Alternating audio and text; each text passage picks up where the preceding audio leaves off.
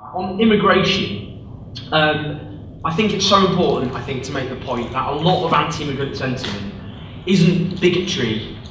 in a conventional sense, it's deflected anger at social problems. And it lets people off the top, off the hook, when we bash immigrants and scapegoat them for all the ills of society. And what we need to start telling people is this: the reason you're stuck on a social housing waiting list, along with 5 million others, and your kids can't get an affordable home, isn't because of those immigrants, it's because politicians haven't built housing. We should say to people, the reason your wages have been falling isn't to do with these immigrants, it's to do with weak trade unions which are prevented from standing up for their workers, a minimum wage which has been allowed to fall year after year, and policies of austerity. We should say to people,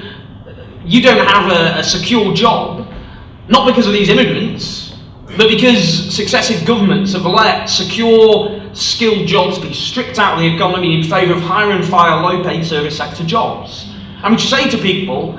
you, like so many others, if you depended on the NHS, I think of my gran who died just over a year ago,